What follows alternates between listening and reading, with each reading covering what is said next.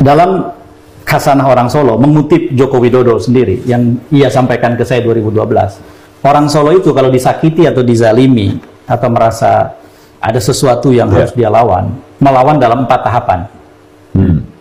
Ngalah, ngalih, ngomong, ngobong. Itulah tahapan melawannya orang Solo. Ngalah itu, dengerin aja orang ngomong, seolah-olah kita setuju. Bahkan kalaupun tidak setuju, keluarnya enggi itu ngalah.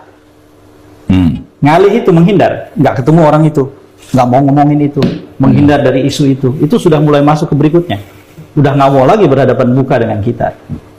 Diundang nggak datang. Kalau tadinya diundang datang, nunduk-nunduk, duduk di depan, kitanya duduk di tempat yang lebih tinggi.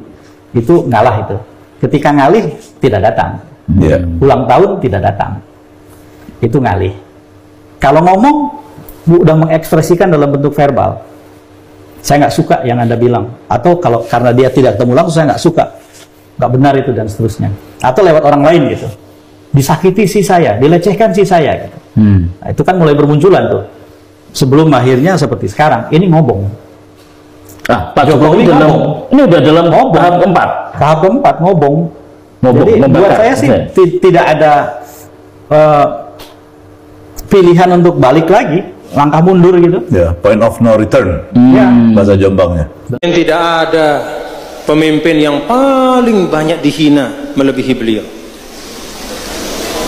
Luar biasa hinaannya, hujatannya luar biasa, fitnahannya luar biasa. Bahkan sampai pada hal-hal yang sangat inti menyangkut kehormatan beliau dan keluarga beliau.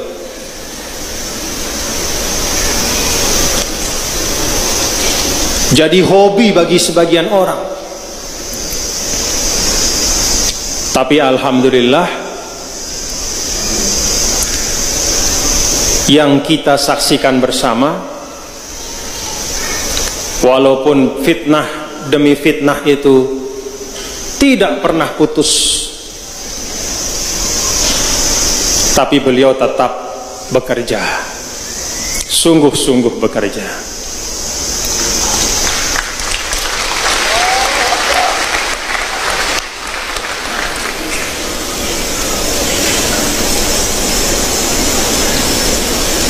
Dulu 2014 beliau kalah di NTB.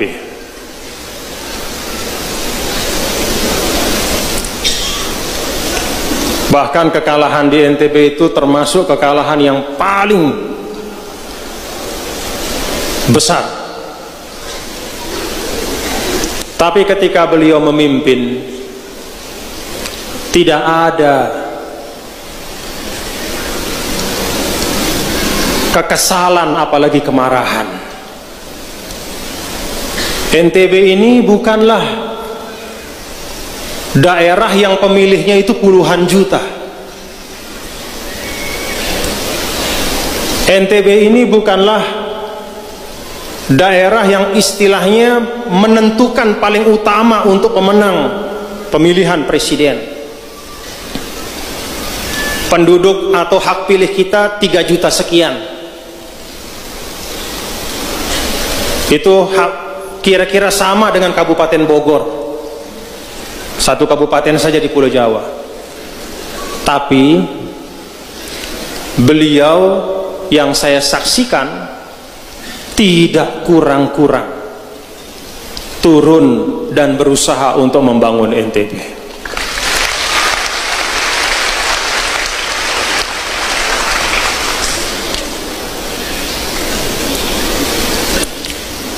Kalau bicara tentang mau menang, fokus saja di Pulau Jawa.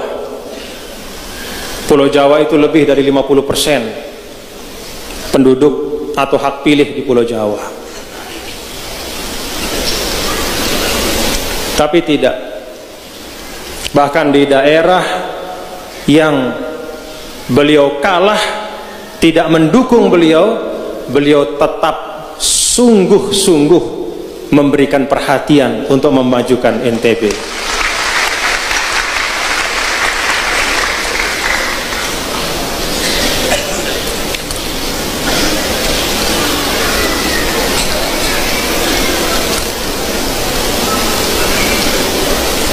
Kalau terkait dengan fitnah-fitnah tentang agama beliau, tentang beberapa isu yang menyangkut kehormatan beliau dan keluarga beliau,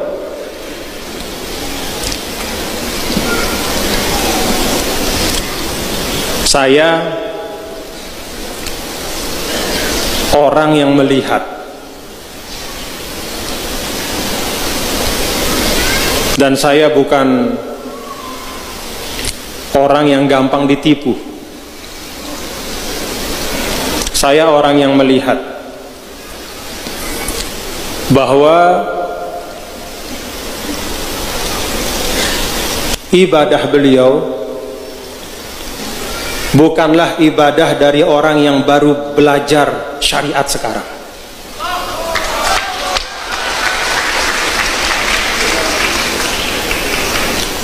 Bukan santri, tidak seperti tulab mahat tentu.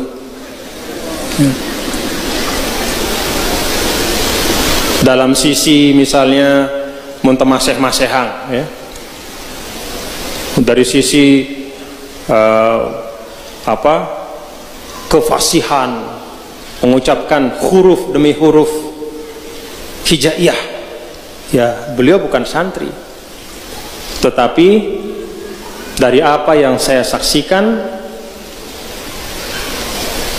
dan yang kita saksikan, itulah sekuat-kuat persaksian, insya Allah beliau seorang muslim yang baik. Insya Allah beliau seorang muslim yang baik. Bertahun-tahun dihina, dianggap berpura-pura, sampai pada titik di mana kemudian terjadi arus balik. Ternyata apa yang merupakan kenyataan itu berbeda dengan apa yang selama ini kita dengar. Tentu bapak-bapak dan ibu memimpin negara sebesar Indonesia tidak bisa diukur hanya dari satu aspek kecil saja. Memimpin Indonesia ini bukan sesuatu yang mudah. Jangankan memimpin Indonesia, memimpin NTB saja bukan sesuatu yang mudah. Banyak tantangan-tantangan yang dihadapi, tapi beliau terus bekerja dengan sungguh-sungguh. Terakhir, yang keempat,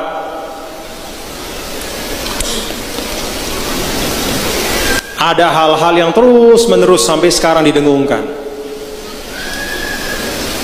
Salah satu di antaranya adalah bahwa umat Islam pada masa Bapak Presiden Jokowi ini ditekan,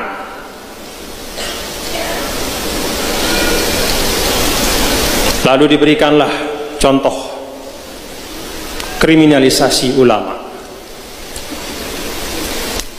Lebih spesifik lagi, contoh kriminalisasi ulama adalah apa yang menimpa Al-Habib Muhammad Rizik Syihab.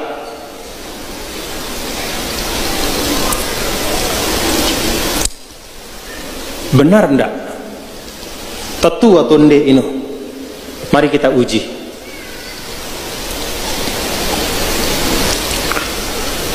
Pertama, secara umum ada ungkapan bahwa umat Islam di Indonesia ini dipersulit. Ada kriminalisasi. Bahkan direkam, yang ngomong itu direkam. Tidak usah sampaikan namanya, direkam. Ustadz, wah, kriminalisasi ulama di Indonesia, kita ini umat Islam digencet, kita ini ditekan. Yang ngomong itu adalah orang yang punya ratusan majelis taklim, Yang ngomong itu hari-hari sering muncul di TV. Kalau memang ulama atau umat itu ditekan, tidak mungkin dia akan bisa keliling dari satu tempat ke tempat lain. Tidak mungkin dia akan bebas menyuarakan, masuk TV kemana-mana. Itu sama dengan orang yang kena mangan pelalah.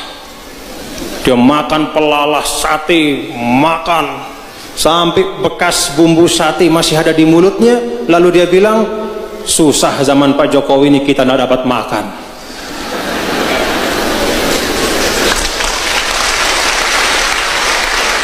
Haluhu yukadzibu qawlahu. Dia sendiri bebas kemana-mana, muncul di TV, di media sosial, segala macam pengajiannya di mana-mana, diundang di mana-mana, pergi dari satu kota ke tempat lain. Sekarang dia menikmati itu, lalu dia teriak-teriak sama kita digencet apanya Pak?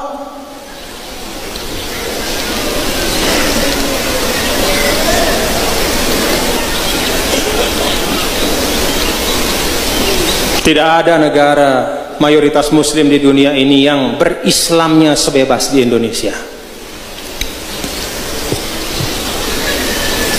Apakah misalnya di Turki, bapak-bapak, ibu-ibu bisa bayangkan ada tablik akbar di tengah jalan? Nah, pergi ke Saudi buat tablik akbar, majelis pengajian di masjid-masjid, bisa? Apakah di negara-negara lain, di Mesir, di Arab Saudi, di Turki, di negara-negara Islam yang maju, yang dianggap sebagai contoh-contoh, ada orang bisa naik menjadi khotib tanpa ada surat resmi izin dari pemerintah? Tidak bisa. Di Mesir kalau naik mimbar tanpa ada izin resmi dari Kementerian Auqaf, turun lagi. Tidak bisa. Di Indonesia saja, siapapun yang takmir masjidnya minta jadi khotib, naik dia khutbah. Kadang-kadang khutbahnya bukan membuat orang tenang, membuat orang resah dan gelisah. Itu bebasnya di Indonesia. Majelis-majelis taklim, ya Allah. Dulu pernah saya menemani tamu dari Mesir. Begitu lewat di Jakarta, ada besar pelang tentang pengajian dari seorang tokoh. Bertanya, ini siapa? Oh, pengajian, Syekh. Pengajian apa? Saya sampaikan, oh, pengajian begini. Tempatnya di mana? Ya, di masjid. Bagaimana caranya? Ya, dibuatkan terop, bahkan sampai jalan. Dia noleh kepada saya. Pengajian di tengah jalan? Noleh pada saya. Tidak mungkin terjadi di mana-mana. Polisi ikut mengamankan, lalu lintas dialihkan. Itulah bebasnya kita berislam di Indonesia.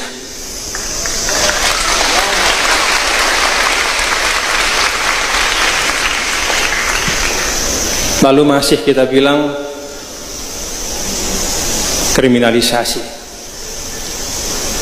Bahwa ada hal-hal yang perlu disempurnakan, iya. Bahwa ada hal-hal yang perlu diperbaiki, ya harus. Tetapi zolim kita kepada kita sendiri sebagai bangsa kalau mengatakan bahwa kita tidak bisa berislam dengan baik di Indonesia. Ada yang pernah menghalangi untuk kita melaksanakan syariat Islam? Sholat 5 waktu, pergi ke masjid. Tidak kurang masjid di Indonesia ini.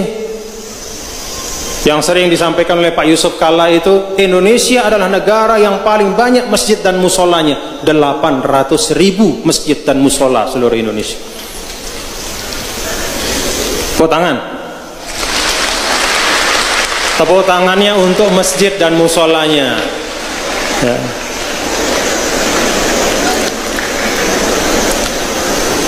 Jamaahnya masih kurang. Jadi tidak kurang-kurang. Kalau di tempat-tempat yang lain yang menjadi pemikiran bagaimana mencukupkan jumlah rumah ibadah, jumlah masjid. Kalau di Indonesia yang jadi pikiran bagaimana mengisi masjid. Tetua tonde. Tetua tonde.